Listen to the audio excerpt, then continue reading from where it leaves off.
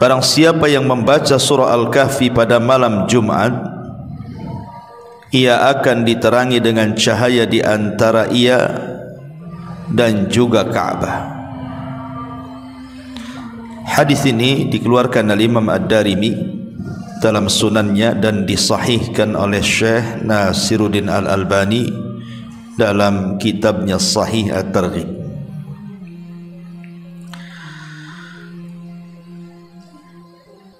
Kemudian juga disebutkan dalam riwayat yang lain, inna man qara'a suratal kahfi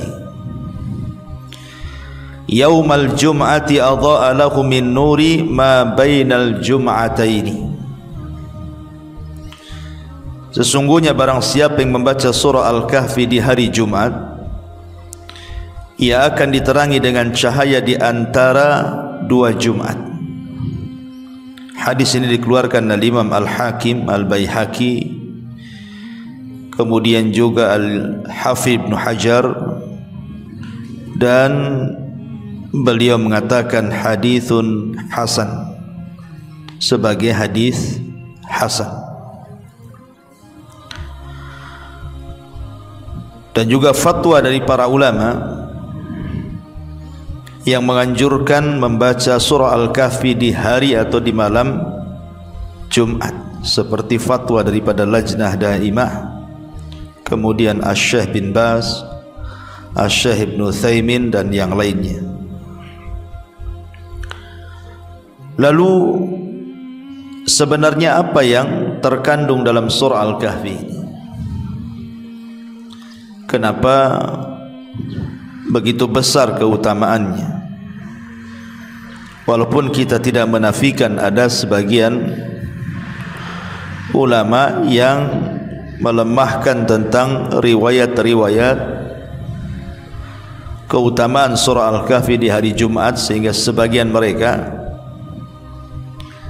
tidak menganjurkan, mengkhususkan membaca surah Al-Kahfi karena riwayatnya lemah.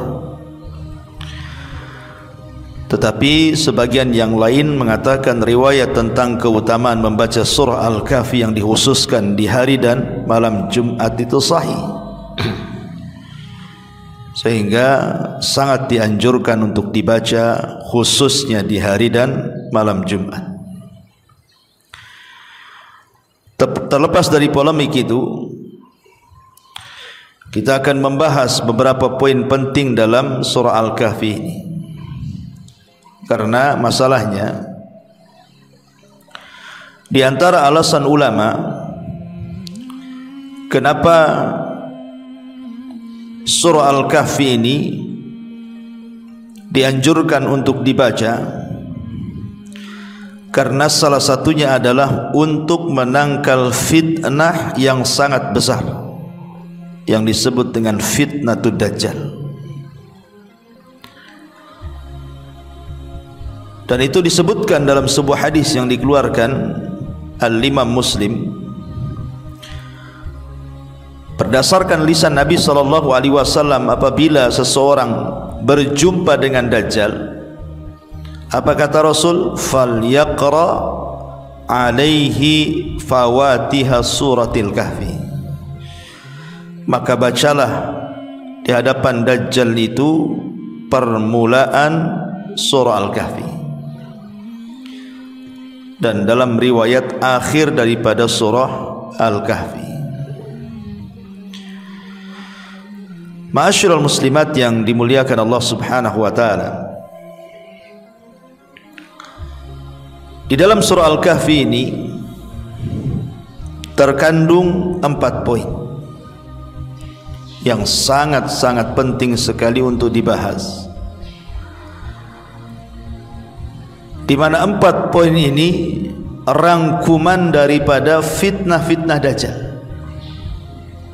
4 poin ini rangkuman daripada fitnah Dajjal.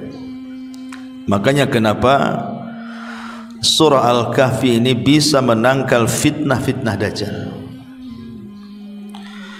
Sebagai gambaran, kita tahu bahwa Dajjal ini adalah makhluk yang Allah Subhanahu wa taala ciptakan untuk memfitnah manusia. Saking dahsyatnya fitnah Dajjal itu sampai-sampai setiap muslim meminta perlindungan kepada Allah dalam setiap solatnya, khususnya sebelum salam dan setelah doa tasyahud. Di situ kita disunnahkan untuk membaca Allahumma inni a'udzubika min fitnati jahannam wa min fitnatil mahya wal mamat wa min fitnati al-qabri wa min fitnati syarri masihi dajjal. Berlindung dari 4 perkara, salah satunya adalah fitnah Dajjal. Karena Nabi SAW yang mengatakan sejak zaman Adam diciptakan sampai kiamat dibangkitkan, tidak ada fitnah yang lebih besar melebihi fitnah Dajjal.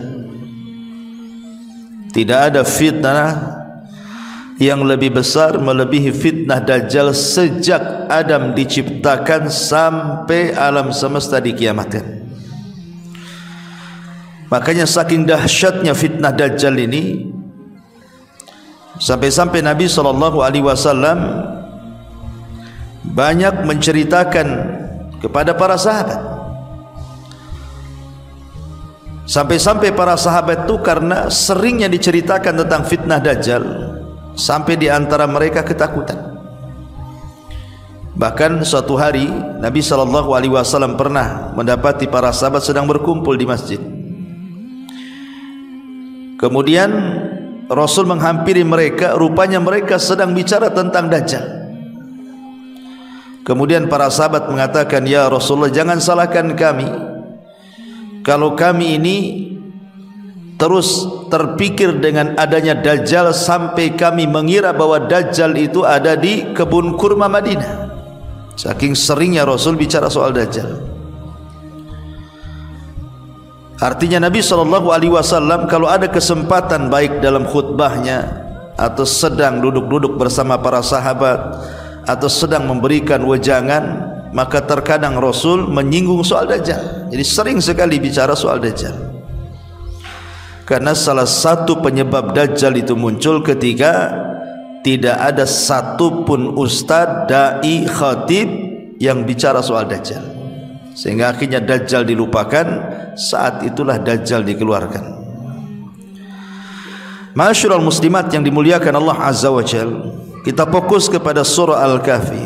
Lalu apa hubung kait antara surah Al-Kahfi ini dengan fitnah Dajjal? Ini yang kita akan bahas. Di dalam surah Al-Kahfi itu ada 4 kisah yang menarik. Pertama, kisah Ashabul Kahfi itu sendiri. Kisah Ashabul Kahfi itu sendiri. Kisah tentang cerita anak-anak muda yang memperjuangkan agama, kemudian masuk ke dalam gua dan ditidurkan dalam gua selama beberapa abad. Kemudian yang kedua, ada kisah Ashab Al-Jannataini, kisah pemilik 2 kebun, di mana salah satu pemilik 2 kebun itu terfitnah dengan dunia, kufur kepada Allah Subhanahu wa taala alias kufur nikmat. Kemudian yang ketiga, kisah tentang bagaimana Musa alaihi salatu wassalam entah berapa hari, berapa bulan, berapa tahun, tidak dijelaskan dalam Quran, berjalan mencari seorang nabi yang bernama Khidir untuk diambil pengetahuannya bersama pembantunya Yusa ibn Nun. Kemudian yang terakhir, kisah tentang seorang raja yang keliling dunia hanya untuk mendakwahkan dakwah tauhid. Raja ini disebut dengan Dzulqarnain. Dia tidak pernah duduk di singgasananya. Dia keliling ke ujung barat, timur, selatan dengan membawa pasukannya hanya untuk menyebarkan dakwah tauhid. Inilah 4 kisah yang masyhur terdapat dalam surah Al-Kahfi. Taib, ma'asyiral muslimat yang dimuliakan Allah Subhanahu wa taala. Berarti kalau kita simpulkan dari 4 kisah ini, pertama, kisah Ashabul Kahfi bicara tentang fitnah agama. Yang kedua, tentang kisah Ashabul Jannataini, bicara tentang fitnah dunia. Yang ketiga, bicara tentang Musa dan Khidir, bicara tentang fitnah pengetahuan atau ilmu. Kemudian yang terakhir, kisah Dzulqarnain yang bicara tentang fitnah kekuasaan, fitnah agama, fitnah dunia, fitnah pengetahuan atau ilmu, dan fitnah kekuasaan. Inilah fitnah-fitnah yang terdapat dalam Dajjal. Makanya kalau kita memahami surah Al-Kahfi, maka kita akan tahu kenapa Rasul menyuruh membaca surah Al-Kahfi ketika berhadapan dengan Dajjal. Taib, kita akan masuk pada fitnah yang pertama, fitnah agama atau fitnah keyakinan. Bicara tentang kisah Ashabul Kahfi, tentu kisah ini sebenarnya sangat menarik sekali kalau kita mau kisahkan dari awal sampai akhir dengan rinci, tetapi tidak cukup waktunya. Kita akan berkisah sedikit saja daripada gambaran anak-anak muda di zaman dulu, artinya di zaman sebelum Nabi sallallahu alaihi wasallam. Ada yang mengatakan bahwa kisah Ashabul Kahfi ini kejadiannya antara setelah meninggalnya Isa dan sebelum lahirnya Nabi sallallahu alaihi wasallam, artinya tengah-tengah. Jadi zamannya itu antara zaman Nabi Isa dan zaman Nabi sallallahu alaihi wasallam, pertengahannya. Karena ketika itu pengikut Nabi Isa alaihi salam itu terbagi menjadi 3 kelompok. Pengikut Isa menjadi 3 kelompok. Kelompok yang pertama, mereka adalah orang-orang yang berperang melawan orang-orang Yahudi dan mereka gugur sebagai syahid. Orang-orang yang mereka berperang melawan orang-orang Yahudi dan gugur sebagai syuhada. Mereka lah orang-orang yang istiqamah di zaman itu dengan syariat Isa, orang-orang Nasrani yang murni akidah mereka. Kemudian kelompok yang kedua, kelompok yang tidak bisa mempertahankan akidah Nasraninya, sehingga mereka akhirnya murtad dan mengikuti orang-orang Yahudi. Kemudian kelompok yang ketiga inilah yang kemudian mereka istiqamah, berusaha mempertahankan akidah Isa bin Maryam dengan berbagai macam fitnah yang mereka hadapi. Mereka bersembunyi dan mereka terus memperjuangkan syariat Isa dan istiqamah. Lah inilah yang kemudian akar cerita Ashabul Kahfi ini, kelompok yang ketiga. Ma'asyiral muslimat yang dimuliakan Allah Azza wa Jalla, ada 2 versi tentang kisah Ashabul Kahfi ini. Versi yang pertama, karena jumlah Ashabul Kahfi ini tidak banyak, Al-Quran menyebutnya paling sedikit jumlah mereka 3 orang, dan yang keempatnya seekor anjing. Atau jumlah mereka adalah 4 orang dan yang kelimanya seekor anjing. Ataupun mereka adalah 5 orang yang keenamnya seekor anjing, atau mereka 7 orang dan yang ke-8-nya seekor anjing. Jadi paling banyak itu jumlah mereka 7 orang. Paling sedikit jumlah mereka 3 orang. Tapi Allahu a'lam, pendapat yang kuat wallahu a'lam menurut jumhur mufassirin bahwa jumlah mereka 7 orang.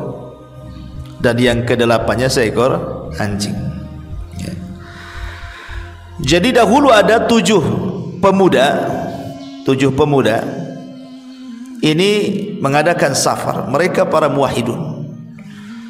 Mereka adalah orang-orang yang istiqomah dengan ajaran Isa bin Maryam. Karena ingat, di zaman itu agama yang paling hak adalah agama Nasrani. Kan Islam belum ada. Tapi setelah Islam muncul, maka tidak bisa kita katakan Nasrani yang paling hak, justru Islam yang paling hak. Tapi di zaman itu memang Nasrani adalah agama yang paling hak. Ajaran Isa itu karena Rasul belum ada. Jadi 7 anak-anak muda ini sedang safar. Akhirnya lewat di sebuah kerajaan. Jadi lewat di sebuah kerajaan, dan kerajaan itu di gerbang. Tidak bisa masuk ke kerajaan untuk melewati perjalanan mereka, kecuali harus lewat gerbang. Masalahnya kerajaan itu, di gerbang itu disediakan berhala. Siapapun yang lewat dari gerbang itu dan masuk ke kerajaan tadi, maka dia tidak boleh lewat kecuali harus menyembah berhala. Tidak boleh lewat. Sebab kalau tidak menyembah berhala dan tetap lewat, dibunuh. Akhirnya 7 orang ini ketika dihadapkan untuk menyembah berhala tidak maulah, karena mereka adalah orang-orang yang berakidah. Mereka orang-orang yang istiqomah dengan ajaran Isa bin Maryam. Terpaksalah kemudian mereka pun menunggu di luar gerbang itu. Lah saat menunggu di luar gerbang, secara otomatis mereka perlu makan, perlu minum, dan begitu seterusnya. Kemudian mereka punya ide untuk membuat tempat pemandian. Ya, jadi mungkin kayak sekarang ini toilet umum lah gitu ya. Jadi dipisah, ini untuk ikhwan, ini untuk akhwat gitu ya. Akhirnya kemudian setelah mereka membuat seperti itu, banyaklah orang-orang yang lewat sebelum masuk kerajaan, entah mereka ingin mandi, ingin buang hajat gitu ya. Maka mereka akan menggunakan jasa tempat pemandian yang dibuat oleh anak-anak muda ini. Ya, hanya dengan cara itu mereka cari uang kan gitu ya. Akhirnya kemudian lewatlah anak raja membawa wanita yang bukan istrinya, yang bukan mahramnya. Jadi ketika itu anak raja ini hendak masuk ke pemandian tersebut, maka oleh anak muda ini dilarang. Kalau engkau ingin masuk silahkan, tapi yang si wanita sebelah sana, tidak boleh ikhtilat ya. Tapi kemudian karena dia anak raja, dia sesumbar dan mengatakan, kau tidak tahu siapa saya ini anak raja, biarkan saya dengan wanita ini masuk. Akhirnya kemudian karena anak-anak muda ini juga tidak bisa apa-apa, dia anak raja situ. Akhirnya masuklah ke tempat pemandian itu dia dan wanita tersebut. Anak-anak muda ini geram, berdoa kepada Allah Subhanahu wa taala untuk ditimpakan sesuatu kepada anak raja itu. Akhirnya tiba-tiba Allah binasakan dia dan perempuan itu di tempat pemandian itu. Kabar ini sampai kepada raja, murka raja.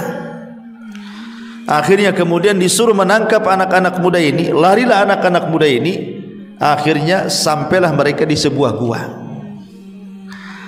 Sebelum sampai di sebuah gua, mereka ketemu dengan seorang penggembala kambing. Jumlah mereka 6. Kemudian penggembala kambing ini akhirnya beriman, mengikuti ajaran tuh 6 anak muda ini. Akhirnya ikut beriman, jadi jumlahnya 7. Dan penggembala ini memiliki seekor anjing. Akhirnya kemudian oleh penggembala inilah ditunjukkan kepada gua tadi. Masuklah kemudian anak-anak muda ini dan penggembala tadi, dan anjingnya disuruh jaga di depan pintu gua. Akhirnya Allah tidurkan sampai 3 abad lebih. Ini satu versi tentang kisah Ashabul Kahfi.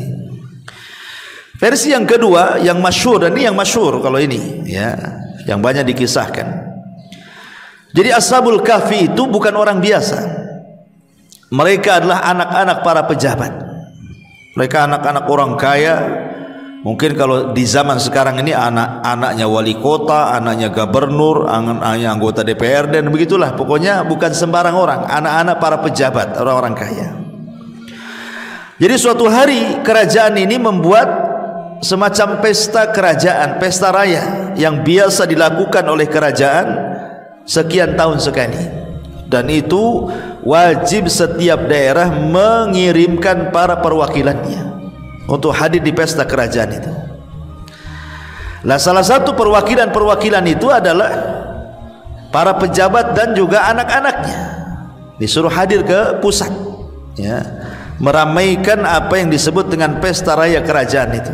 Masalahnya pesta raya kerajaan itu ada sesembahan berhala. Jadi setiap yang datang itu harus menyembah berhala yang disembah oleh rajanya. Lah akhirnya kemudian anak-anak muda ini yang tidak ada koordinasi satu dengan yang lainnya itu, yang pikirannya masih fitrah mentauhidkan Allah, tidak mau. Tapi kan belum berkumpul karena tidak tahu mana satu yang beriman dari anak-anak raja itu. Nah, rupanya ada sebagian mereka tidak mau, akhirnya menyingkir dari pesta itu. Kemudian duduk. Kemudian datang lagi yang menyingkir, kemudian duduk di sebelahnya. Kemudian lain lagi menyingkir, duduk di sebelahnya. Ini tidak ada koordinasinya anak muda ini. Tidak kenal pun satu dengan yang lainnya. Akhirnya kemudian mereka mau tanya ini takutnya intel, takutnya apa gitu. Tapi memberanikan diri saling bertanya, kenapa tidak ikut pesta itu dan malah menyendiri di situ. Disitulah mulai angkat bicara satu dengan yang lainnya bahwa mereka tidak setuju dengan perayaan itu. Rupanya setelah berkumpul, jumlah mereka sampai 7 orang ya. Ada yang mengatakan 3 orang, ada yang mengatakan 5 orang, ada yang mengatakan 7 orang gitu ya. Tapi pendapat yang kuat wallahu alam 7 orang. Semuanya anak-anak pejabat. Lah rupanya ketika mereka sama sekali tidak mau menyembah berhala kerajaan itu, sampailah berita ini kepada intel raja bahwa anak-anak pejabat ada yang tidak mau menyembah berhala. Ditangkaplah 7 anak muda ini. Ditangkap ya. Akhirnya kemudian mereka diberikan kesempatan untuk berfikir beberapa hari. Kemudian mereka pun akhirnya setelah mengajukan beberapa hari untuk berfikir, 1, 2, 3 hari mereka akan menyembah berhala atau tidak gitu ya. Karena ada ancaman dari raja. Lah kesempatan berfikir selama 1, 2, 3 hari itu digunakan untuk kabur. Mereka lari dari kerajaan dan raja pun murka, disuruh mengejar anak-anak muda ini. Sampailah kemudian di sebuah gua. Di sebuah gua, akhirnya mereka masuk ke dalam gua tersebut. Kemudian Allah tidurkan 3 abad. Itu sekilas saja kisah Ashabul Kahfi dari 2 versi itu. Ya. Intinya bahwa dari 2 kisah ini Allah Subhanahu wa taala hendak memberikan pelajaran kepada kita tentang pentingnya mempertahankan akidah, pentingnya mempertahankan sebuah agama. Makanya di dalam Al-Quran Allah mengatakan dalam surah Al-Kahfi itu pelajaran bagi Rasul apa? Fala'allaka bakhi'un nafsaka ala atharihim illam yu'minu bihadal hadithi asafa. Inna ja'alna ma'alal ardi zinatan laha linabluwahum ayyuhum ahsanu amala.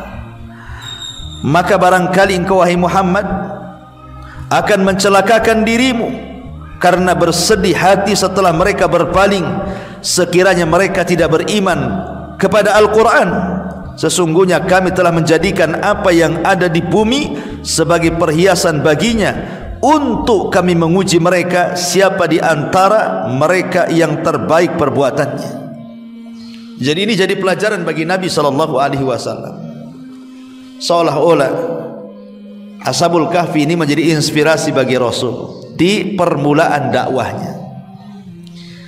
Bagaimana Ashabul Kahfi itu di permulaan dakwahnya dikejar-kejar, mau dibunuh oleh raja zalim kan gitu ya, sampai akhirnya mereka bersembunyi di gua.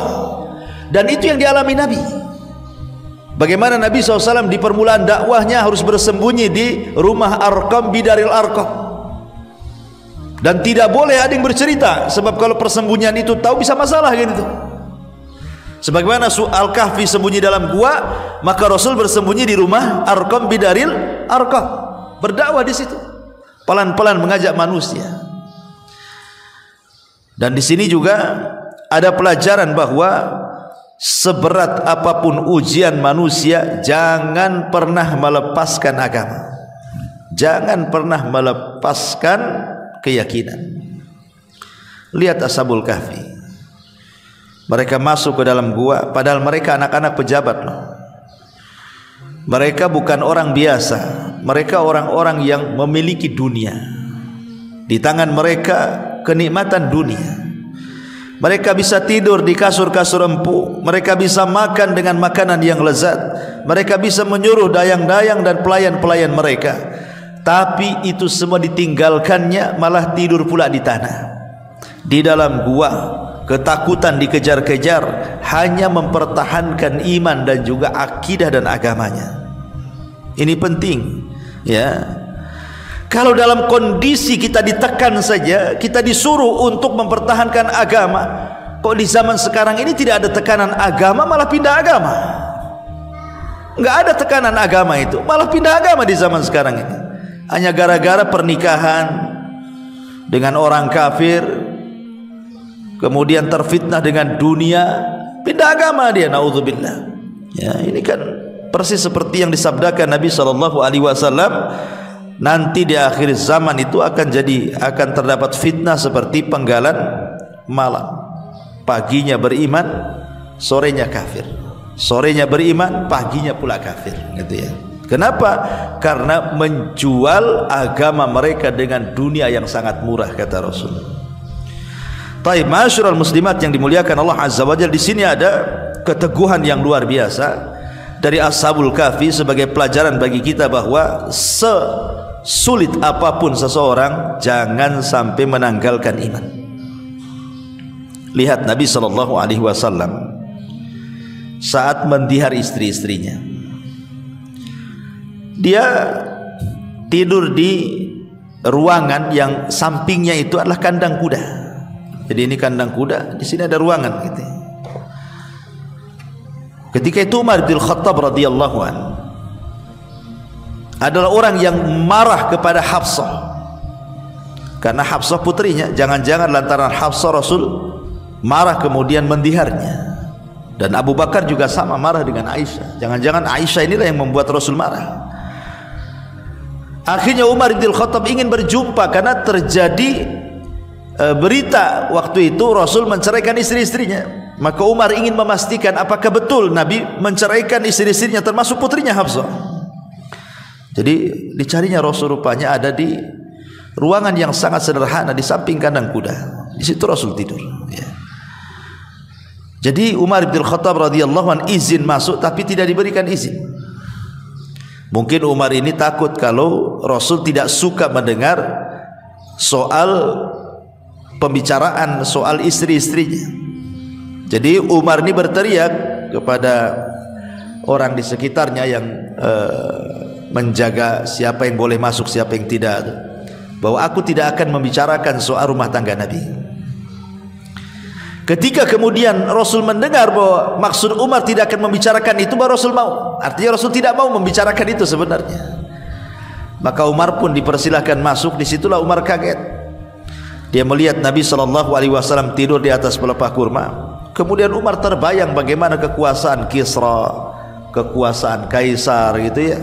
Bagaimana Raja Romawi, mereka diagungkan dengan dunia yang melimpah di hadapan mereka, kasur yang empuk, dayang-dayang, makanan yang enak, kemudian juga kerajaan Persia, Najasyi dan begitu seterusnya. Sehingga Umar mengatakan kepada Rasul, ya Rasulullah, aku sudah pernah melihat Kaisar, Kisra, Najasyi gitu ya. Mereka diagungkan dengan dunia, sementara engkau adalah seorang nabi. Ya, kenapa kau seperti ini? Gitu. Maka Nabi SAW mengatakan, ya Umar, sesungguhnya apakah kau suka Allah menyegerakan kepadaku di dunia seperti mereka? Sesungguhnya kemuliaan itu hanya ada pada Allah Subhanahu wa taala. Diingatkan Umar. Diingatkan, makanya Umar radhiyallahu an, kata-kata ini melekat ketika dia berkata kepada Abu Ubaidah ibnul Jarrah. Dia mengatakan, wahai Abu Ubaidah, innallaha a'azzana bil Islam, faman ibtagha al-izzata bighairi ma a'azzana Allah adzallana Allah. Wahai Abu Ubaidah, kemuliaan itu hanya ada pada Islam. Siapapun yang mencari kemuliaan di luar Islam, kau tidak akan dapat. Ya, artinya di sini apa yang dinasihatkan Rasul kepada Umar, dinasihatkan pula Umar kepada Abu Ubaidah ibnul Jarrah. Tetapi Abu Ubaidah adalah orang yang tidak pernah berubah dengan dunia. Sampai Umar mengatakan, semua manusia terubahkan dengan dunia kecuali engkau wahai Abu Ubaidah. Dunia tidak pernah merubahmu. Taib, masyarul muslimat yang dimuliakan Allah Azza wa Jal, pelajarannya adalah bagaimana Nabi SAW dalam kesederhanaan dia mengajarkan kepada para sahabat dan kita, dalam kesederhanaan apapun, dalam kesulitan apapun, jangan sampai melepaskan Islam dengan terfitnah dengan dunia. Ini pelajaran yang besar dari surah Al-Kahfi dalam kisah Ashabul Kahfi di sini. Mempertahankan agama, akidah dan tauhid bagaimana caranya. Ini yang pertama. Yang kedua, dalam surah Al-Kahfi ini terdapat kisah Ashabul Jannataini. Kisah Ashabul Jannataini. Jadi dahulu di zaman sebelum Nabi SAW, ada yang mengatakan ini di zaman Bani Israel, kisah-kisah Israiliyat gitu ya.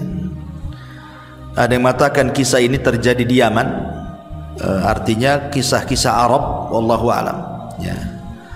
Tapi yang jelas bahwa tidak penting bagi kita mengetahui di mana kisah ini terjadi, bukan khususnya sebab tetapi umumnya lafaz, di mana Allah mengatakan, wadrib lahum mathalan rajulaini ja'alna li ahadihima jannataini min a'nabin wa hafafnahuma binakhlin wa ja'alna bainahuma zar'a kiltal jannataini atat ukulaha walam tadlim minhu syai'an wa fajjarna khilalahuma nahara wa kana lahu thamarun faqala li sahibihi wa huwa yuhawiruhu ana aktsaru minka malan wa a'azzu nafara. Dan berikanlah wahai Muhammad kepada mereka, maksudnya orang-orang kafir jahiliyah itu, sebuah perumpamaan dua orang laki-laki yang salah satunya kafir. Kami berikan dua buah kebun anggur dan kami kelilingi kedua kebun itu dengan pohon-pohon kurma, dan di antara keduanya kebun itu kami buatkan ladang. Kedua kebun itu menghasilkan buahnya dan tidak berkurang buahnya sedikit pun, dan di celah-celah kedua kebun itu kami alirkan sungai. Dan dia memiliki kekayaan besar, maka dia berkata kepada kawan yang beriman ketika dia berbicara dengan dia, hartaku lebih banyak daripada hartamu dan pengikutku lebih kuat dibandingkan pengikutmu. Jadi kisahnya seperti ini. Ada dua orang yang berserikat. Dua orang ini baik, kawan dulunya, berserikat dalam sebuah usaha. Dan ingat bahwa kebanyakan orang yang berserikat itu biasanya ada masalah, ya kan Bu? Kalau ibu berserikat usaha, satu atau dua orang, awalnya saja baik itu, nanti di tengah jalan mesti ada yang mendolimi atau ada yang didolimi itu satu dengan yang lainnya itu. Makanya ada di antara manusia itu yang tidak mau berserikat dalam usaha, takut ada masalah. Karena Allah yang mengatakan, wa inna katsiran minal khulata la yabghi ba'dukum ba'dha. Kebanyakan orang berserikat itu biasanya ada yang melakukan kezaliman. Memang begitu, orang yang berserikat itu pasti ada kezaliman di dalamnya. kecuali orang-orang yang memang mengikuti syariat, itu pun sedikit. Ya, kebanyakan orang yang berserikat dalam usaha pasti ada yang dizalimi. Ya. Lah, sebagaimana dua orang ini berserikat dalam sebuah usaha, ada masalah. Kemudian keduanya berencana untuk pisah, mengambil saham masing-masing. Maka 50% diambil oleh salah satu dari keduanya, kemudian 50% diambil yang lainnya. Sudah, akhirnya pisah dari usaha. Sama-sama memegang modal masing-masing 50%. Masalahnya yang satu beriman, yang satu kufur. Yang satu beriman ini ketika dibagi sahamnya, dia sedekahkan semuanya. Jadi hartanya itu disedekahkan semuanya lillahi ta'ala, karena Allah subhanahu wa ta'ala. Tapi yang kufur ini bakhil, hartanya tidak ada yang disedekahkan secuil pun. Justru dia dibelikan 2 kebun. Dia beli 2 kebun, kemudian sisanya dia gunakan untuk menikah, sisanya dibelikan untuk budak membayar supaya bekerja di kebunnya, dan begitu seterusnya. Pokoknya kontras lah, yang satu diinfakkan, yang satu mengejar dunia. Dengan berjalannya waktu, rupanya yang kufur nikmat ini Allah subhanahu wa ta'ala berikan rizki yang luas. Kebunnya, kebun anggurnya ini menghasilkan buah yang luar biasa. Kemudian pagarnya adalah pohon-pohon kurma. Kemudian di tengah-tengahnya ada ladang-ladang lagi yang bisa ditanami selain daripada kurma dan anggur. Kemudian air yang masuk ke kebunnya adalah air yang sangat jernih, yang tidak harus dirawat, tanpa harus ada tenaga. Dan Allah tidak pernah menghentikan buahnya, artinya tidak ada musimnya, buah terus. Ya, coba bayangkan tuh. Ya. Kalau kita kan kalau mau mangga ada musimnya, mau duren ada musimnya. Di sana enggak. Ya. Jadi anggurnya tidak ada musimnya, bisa dipetik kapan saja. Kurmanya tidak ada musimnya, termasuk tanaman-tanaman lain tidak ada musimnya. Akhirnya lambat laun jadilah dia kaya. Dan ini pelajaran, kalau ada orang yang diberikan kekayaan seolah-olah usahanya itu tidak pernah gulung tikar, buka ini berhasil, buka itu berhasil, buka ini berhasil. Kan ada orang yang seperti itu tuh. Dia buka usaha apa saja berhasil. Ya, ingat bahwa ketika Allah subhanahu wa ta'ala bukakan rizki kepada manusia, sementara dia kafir, atau mungkin dia tidak sholat, atau mungkin dia fasik, tapi dalam usaha dia bagus, bukan berarti itu keberhasilan. Itu istidraj. Ya, sebagaimana orang ini kan, orang ini kafir, tapi Allah berikan kekayaan. Ini namanya istidraj. Sengaja Allah subhanahu wa ta'ala buka rizki seluas-luasnya, tapi ingat, ada waktu Allah menghancurkannya. Jadi jangan tertipu. Itu hanya istidraj saja, bukan menunjukkan bahwa kalau Allah bentangkan kekayaan tanda Allah cinta kepadanya. Tidak. Ya, karena kekayaan itu bukan barometer cinta dan tidaknya Allah kepada hamba. Karena namanya kaya itu berserikat antara mukmin dan kafir masalahnya. Qarun kaya, kemudian Sulaiman juga kaya, Abu Jahal kaya, Abu Bakar juga kaya. Artinya kekayaan itu berserikat mukmin kafir, sehingga bukan menunjukkan tanda sayang Allah kepada hamba dengan banyaknya kekayaan. Ya. Jadi orang ini diberikan luas luar biasa kekayaannya. Kebunnya semakin maju, kekayaannya semakin banyak, pengawalnya semakin banyak, dan begitu seterusnya. Jadi suatu hari kawannya yang beriman ini sudah ludes hartanya karena diinfakkan di jalan Allah. Dia hanya mengharap surga saja. Jadi dia sedang kesulitan ekonomi. Daripada dia kerja kepada orang, dia teringat kawannya yang dulu pernah berserikat dengan dia, yang sekarang jadi kaya. Boleh jadi kalau dia bekerja kepada mantan kawannya dulu yang berserikat, itu kan lebih mudah urusan-urusannya. Rupanya terbalik. Ketika dia datang melamar, tiba-tiba datang saja dia dibodoh-bodohkan. Lihat bodoh kau ini, dulu kau banyak harta seperti aku, katanya. Kenapa kau infakkan? Kenapa kau tidak seperti aku, dibelikan kebun, dibelikan sampai kau kere sekarang? Nah, gitu bahasanya. Mah dibodoh-bodohkan kawannya ini. Ya. Sebab dia infak mah dibodoh-bodohkan. Tetapi yang kawan orang yang kufur ini dengan zalimnya kepada dirinya, dia pun mengatakan, ma adunnu an tabida hadhihi abada. Aku kira kebun ini tidak akan binasa selamanya. Wa ma adunnu sa'ata qa'imatan wa la in rudidtu ila rabbi la ajidanna khairan minha munqalaba, katanya. Dan aku kira hari kiamat tidak akan tegak, dan kalaupun tegak pasti Allah akan memberikan yang terbaik di akhirat sebagaimana Allah telah memberikan yang terbaik di dunia. Dikiranya kalau di dunia Allah berikan yang terbaik, di akhirat sama gitu. Ya. Tidak demikian, karena sekali lagi siapa yang diberikan kekayaan secara istidraj, berarti itu kecelakaan bagi dia. Kalau Allah memberikan kekayaan karena istidraj, sengaja dibukakan, padahal dia tidak sholat, padahal dia tidak puasa, padahal dia tidak zakat, padahal dia kafir gitu ya. Ingat, ini kekayaan istidraj, artinya ada batasnya. Allah sengaja membentangkan untuk dihancurkan. Akhirnya terjadilah hiwar, saling adu hujah gitu ya. Yang satu ngejek, yang satu ngingatin, yang satu ngejek, yang satu ngingatin, gitu saja sampai pada waktunya. Intinya dia tidak mau menerima sebenarnya, tapi dia ingin menunjukkan kesombongan kekayaannya dengan mengejek kawannya dan begitu seterusnya. Sampai sebelum orang ini pergi, dia mau tunjukkan kebunnya, ya. Karena dia mengatakan, saya lebih banyak hartanya daripada kamu, saya lebih banyak pengikutku daripada kamu. Ayo, kalau nggak percaya, lihat kebunku. Ketika masuk dalam kebunnya, yang kawan orang yang beriman ini mengingatkan, ya, walaula iddakhalta jannata qulta masyaallah la quwata illa billah.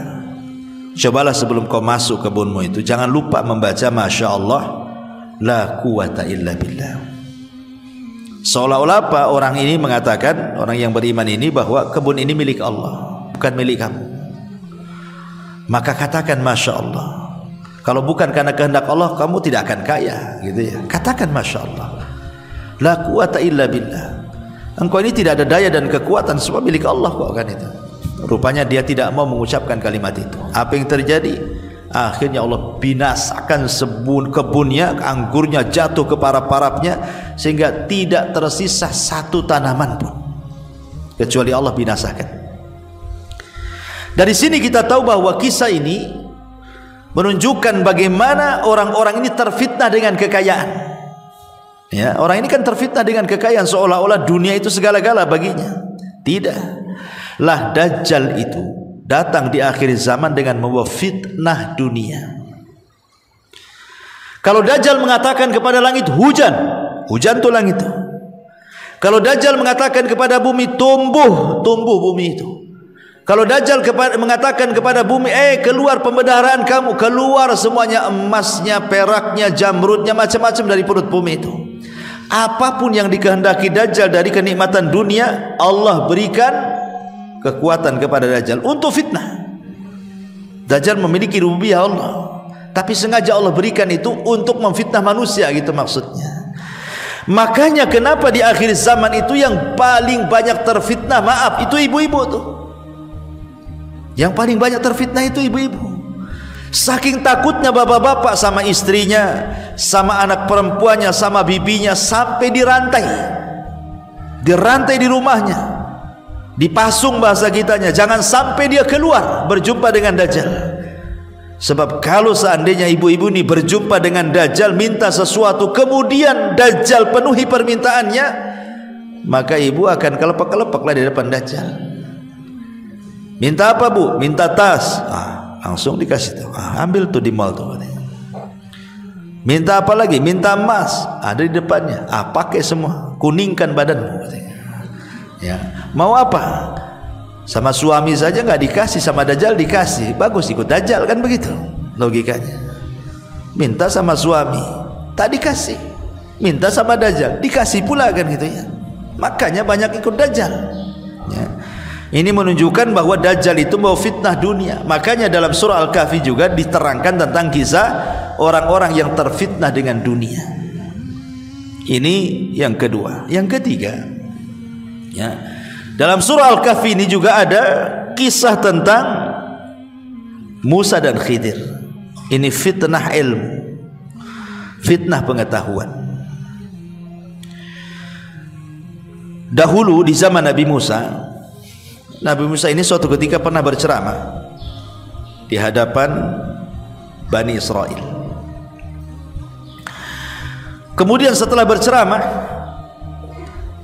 adalah Bani Israel ini tiba-tiba nyeletuk di hadapan Nabi Musa dan mengatakan, "Ya Musa, adakah orang yang lebih alim daripada kamu?" Kata Nabi Musa, "Tidak ada." Ucapan Musa ini benar. Memang di zaman itu belum ada orang yang mengungguli Nabi Musa. Siapa yang bisa mengungguli Nabi Musa dari segi pengetahuan? Dia seorang nabi, dia seorang rasul, dia ulul azmi, dia kalimur rahman, dia orang yang paling masyhur dari nabi-nabi Bani Israel, padanya kitab Taurat, macam-macam keutamaan Musa itu. Sehingga wajar kalau umpamanya ketika Musa ditanya, ada enggak orang yang lebih alim dari kamu? Kata Musa, tidak ada. Ucapan Musa benar. Cuman yang jadi masalah, Musa ketika mengatakan tidak ada itu lupa mengucapkan kalimat insya Allah. Itu saja sebenarnya. Harusnya Musa mengatakan insya Allah tidak ada, gitu maksudnya. Tapi Musa main mengatakan tidak ada. Makanya atabahullah, Allah hukum Musa karena menasabkan kepada dirinya. Harusnya dinasabkan kepada Allah. Insya Allah tidak ada, harusnya kan begitu. Dan dari sini menunjukkan pentingnya ucapan insya Allah. Karena nanti di akhir zaman Ya'juj wa Ma'juj itu kan dikurung tuh di benteng Dzulqarnain, tidak bisa keluar. Tetapi ketika pimpinan Ya'juj dan Ma'juj itu ketika menggali lubang, diilhamkan mengucapkan insya Allah, besoknya jebol tuh dinding tuh. Karena kan setiap hari Ya'juj dan Ma'juj itu kan melubangi. Kalau sudah lubang tinggal sedikit lagi gitu mau tembus, kemudian datang malam hari, kata pimpinannya, pulanglah kita, istirahat, besok kita lanjut. Ketika besok dilanjut, rupanya lubang itu sudah kembali semula, nggak ada bekas lubangnya lagi, digali lagi. Kemudian kata pimpinan, besoklah kita gali lagi. Rupanya besoknya datang sudah nggak ada lubangnya, kembali ke semula gitu. Tapi nanti di akhir zaman tuh pimpinan Ya'juj dan Ma'juj itu akan mengatakan, nahfiru ghadan insyaallah. Sudah, ini sudah malam. Insyaallah besok kita akan gali lagi. Ketika pimpinannya diilhamkan mengucapkan insyaallah, mereka datang, lubang itu tidak kembali semula, masih ada. Makanya mereka meneruskan. Dan pimpinannya mengatakan, insyaallah besok kerja lagi. Mereka datang lagi, rupanya lubang ini tidak kembali semula, tetap lubangnya seperti itu, digali lagi, terus akhirnya jebol dan mereka berhasil keluar. Lihat bagaimana dahsyatnya kaul insyaallah di sini. Sampai orang kafir sekelas Ya'juj dan Ma'juj saja bisa keluar gara-gara ucapan insyaallah, gitu maksudnya. Makanya ketika Musa lupa mengucapkan insyaallah, akhirnya kemudian Nabi Musa alaihi salatu wassalam pun dihukum oleh Allah, dan Allah katakan ada orang yang lebih alim daripada kamu. Kemudian Allah mengatakan seorang laki-laki yang bernama Khidir, dia punya pengetahuan yang engkau tidak punya. Dia punya pengetahuan yang engkau tidak punya. Sebenarnya secara tingkatan-tingkatan derajat, Musa itu jauh lebih mulia dibandingkan Khidir. Karena Khidir ini diperselisihkan kenabiannya. Apakah dia nabi?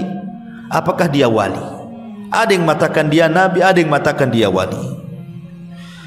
Paling tinggi derajatnya nabi saja, tidak sampai ke derajat rasul.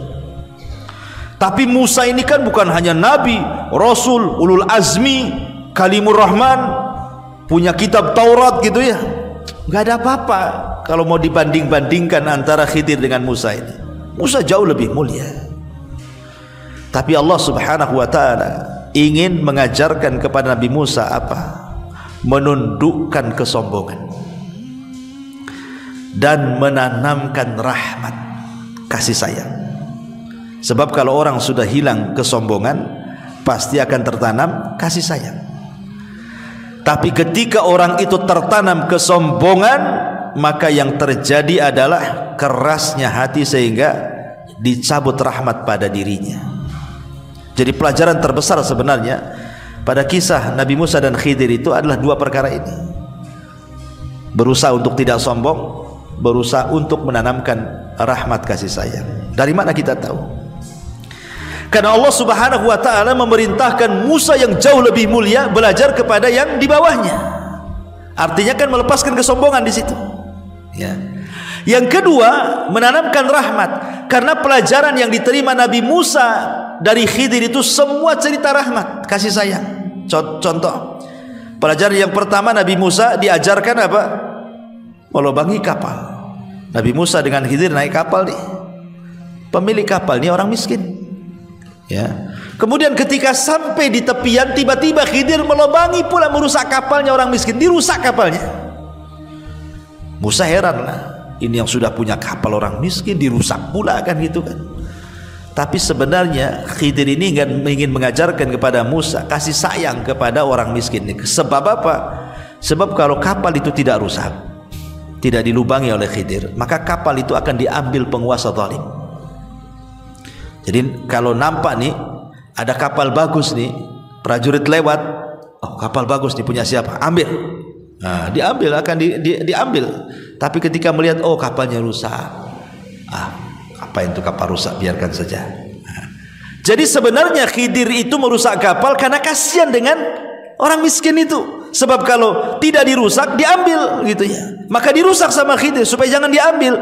Nanti kalau memang orang fakir itu mau memakai, tinggal diperbaiki saja. Ini kan menanamkan kasih sayang namanya kan, kepada orang miskin. Kemudian kisah yang kedua, pelajarannya adalah ketika Nabi Musa alaihi salam nampak ada anak kecil, Nabi Khidir nampak ada anak kecil, tiba-tiba diambil, disembelih, dibunuh. Ya Musa otomatis ini marah lah kan gitu kan, kok bunuh orang, kok sembarang main bunuh-bunuh gitu ya. Tapi Khidir ingin menanamkan kasih sayang di balik pembunuhan anak kecil itu, karena Khidir seorang nabi, diberitahu oleh wahyu bahwa anak ini kalau besar nanti durhaka sama orang tuanya, kasihan sama orang tuanya, daripada menyiksa orang tuanya, kubunuh saja.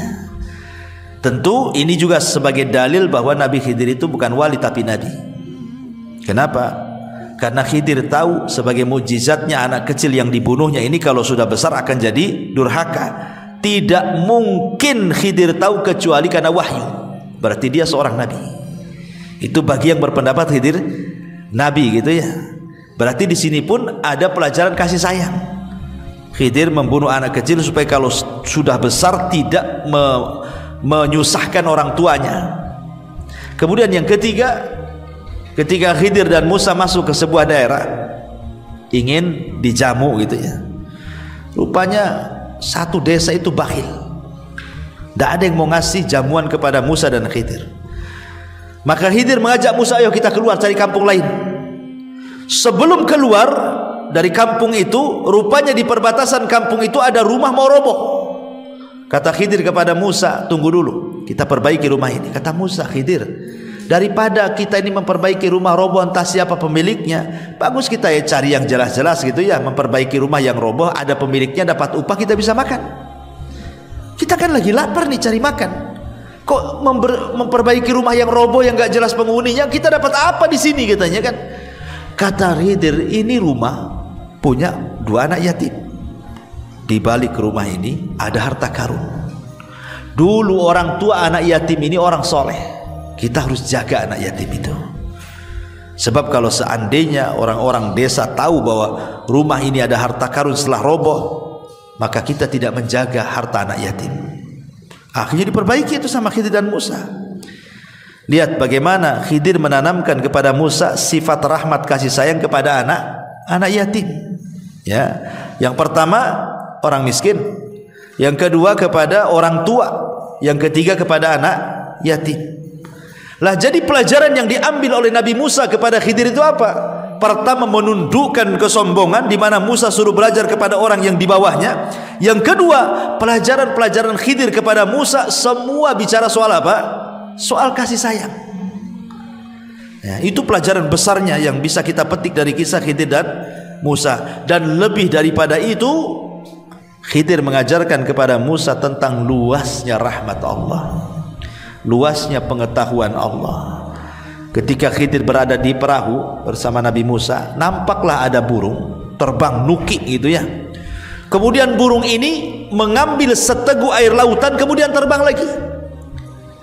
Kemudian Khidir mengatakan kepada Musa, wahai Musa, ilmumu kalau dikumpulkan dengan ilmuku kalau digabungkan, ilmumu kalau dikumpulkan dengan ilmuku yang digabungkan, itu tidaklah kecuali hanya sebatas tegukan burung itu.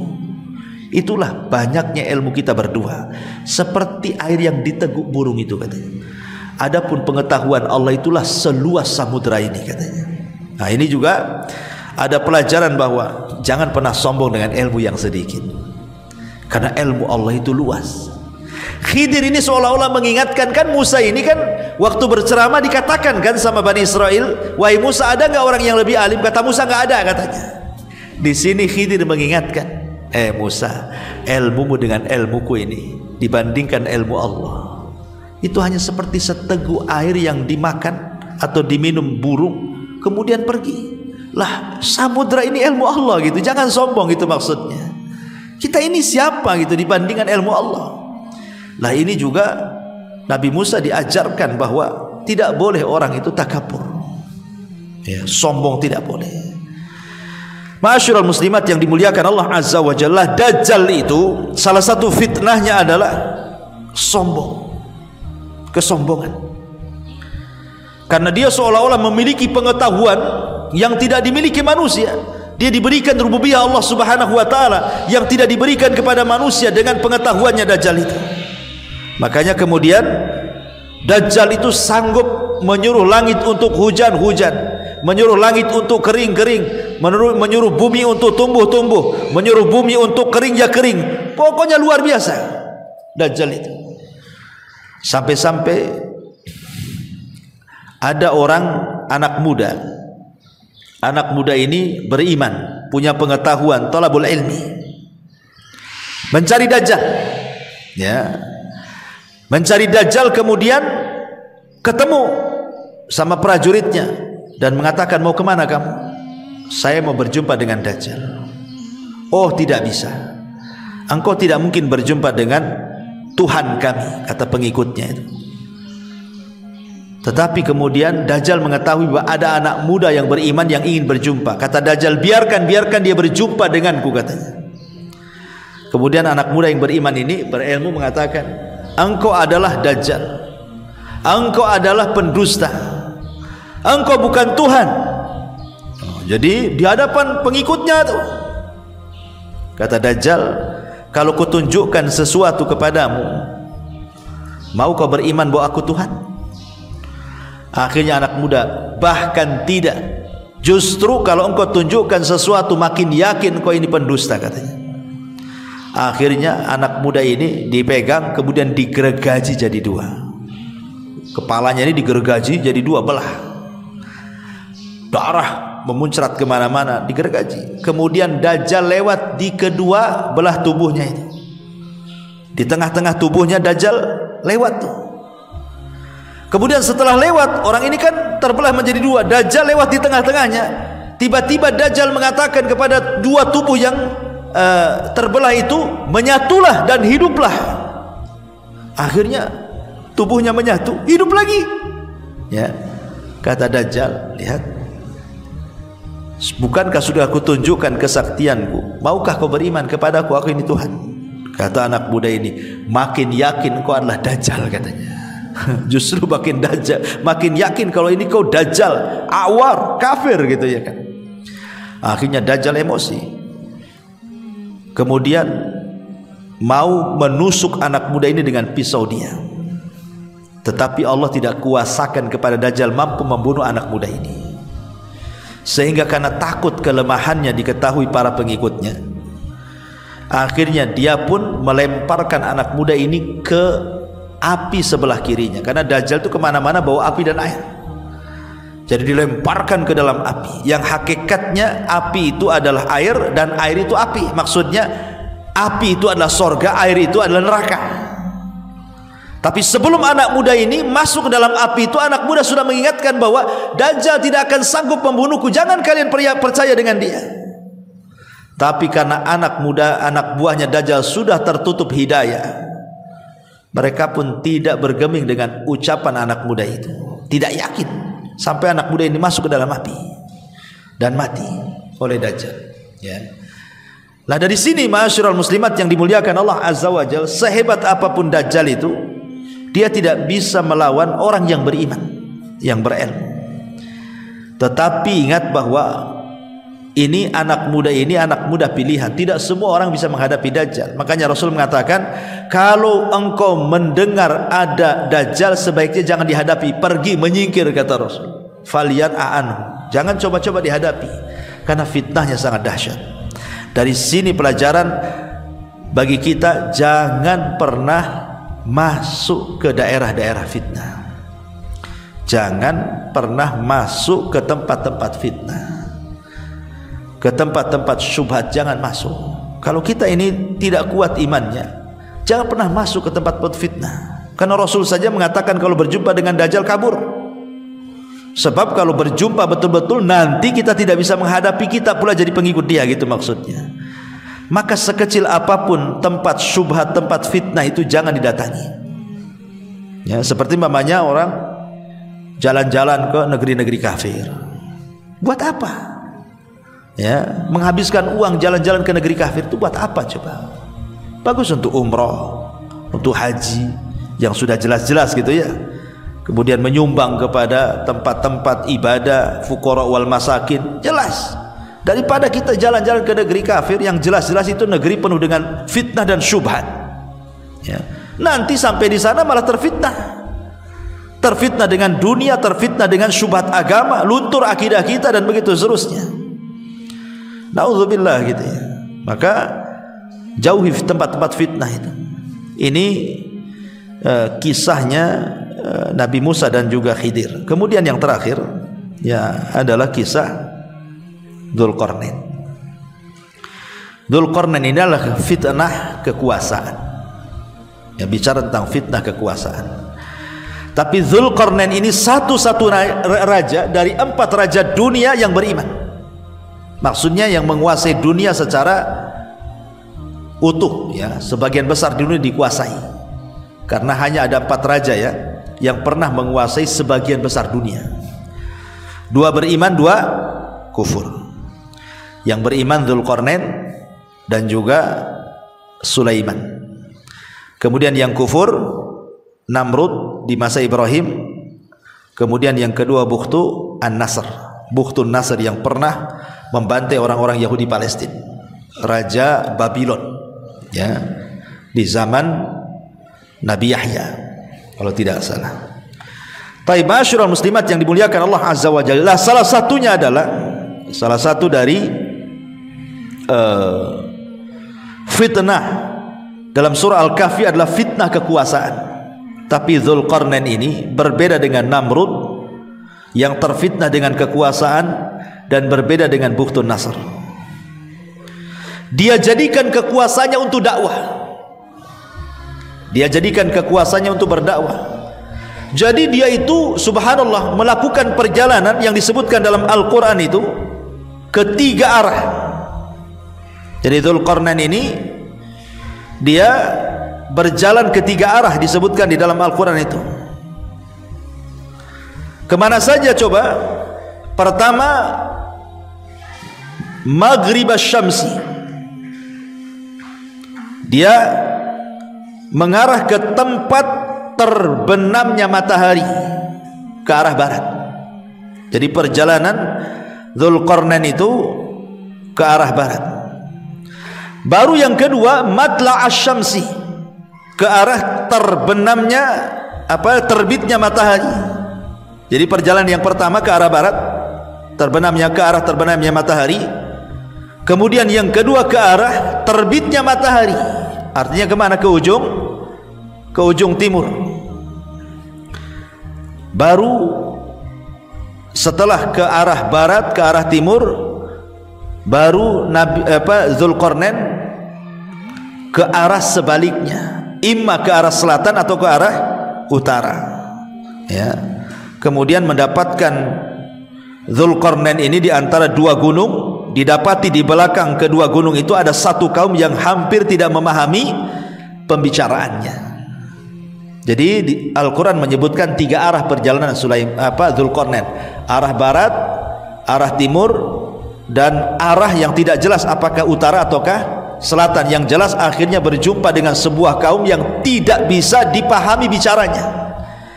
Rupanya setelah berusaha untuk memahami bicaranya, Dzulqarnain paham bahwa kaum itu diganggu oleh makhluk yang bernama Ya'juj wa Ma'juj, kabilah yang sangat jahat. Makanya kemudian Dzulqarnain memageri antara kampung yang suka diganggu Ya'juj dan Ma'juj dengan Ya'juj dan Ma'juj itu betul-betul dibuatkan benteng sehingga mereka tidak bisa keluar dari situ. Dan benteng itu tidak bisa dijebol sampai kiamat dibangkitkan, karena jebolnya benteng itu berkaitan dengan tanda-tanda kiamat besar. Ya, apabila benteng itu jebol, berarti keluarlah Ya'juj wa Ma'juj. Kapan itu? Saat Isa bin Maryam sudah berhasil membunuh Dajjal. Baru keluar fitnah Ya'juj dan Ma'juj gitu ya. Tapi pelajarannya adalah di sini Dzulqarnain ini dia kemana-mana berdakwah. Dan dia orang yang suka memperbaiki wilayah-wilayah dan daerah-daerah kalau mau beriman. Jadi Dzulqarnain cuma dua, mau beriman atau mati. Kalau mau beriman, ku perbaiki daerah kalian. Tapi kalau tidak beriman, ku bantai semua kalian.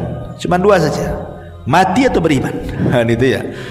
Makanya berhasil Dzulqarnain itu kemana-mana keliling dunia berdakwah, sehingga mengislamkan banyak manusia. Ada yang mengatakan, kata Syekh Utsaimin rahimahullah ta'ala, bahwa Dzulqarnain itu seorang raja yang masuk Islam karena dakwahnya Ibrahim.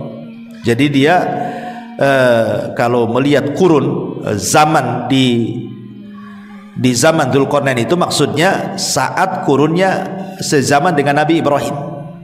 Dzulqarnain itu sezaman dengan Nabi Ibrahim, karena yang mengislamkan Dzulqarnain adalah Ibrahim. Yang mengajarkan tauhid kepada Dzulqarnain adalah Ibrahim. Bahkan pernah suatu ketika tawaf bersama ya Ibrahim dengan Dzulqarnain.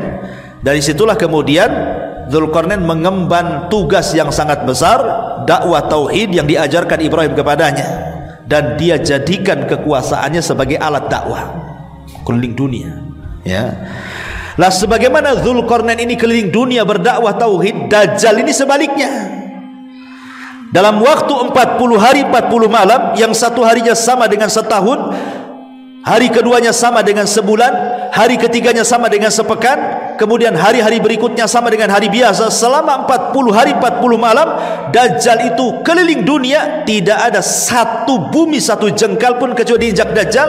Disitulah Dajjal mencari pengikut sebanyak-banyaknya dan berhasil ya, sehingga pengikutnya luar biasa gitu ya Dajjal itu, karena memfitnah yang luar biasa. Kecuali orang-orang yang dirahmati Allah saja yang tidak jadi pengikut Dajjal, itu pun sedikit. Sampai Isa pun dan Imam Mahdi dan pasukannya sampai bersembunyi di Bukit Tur sampai turunnya Isa bin Maryam, baru berhasil membunuh Dajjal ya. Tapi lihat bagaimana Dajjal menyebar dengan kekuasaannya, fitnah di mana-mana, tapi Dzulqarnain dengan kekuasaannya menjadi alat dakwah menyebarkan tauhid. Ya. Inilah 4 kisah yang disebutkan dalam surah Al-Kahfi. 4-empatnya bicara dan menangkal tentang fitnah Dajjal, fitnah agama, karena Dajjal itu tujuannya hanyalah memfitnah agama manusia. Orang suruh kufur, suruh ikut dia.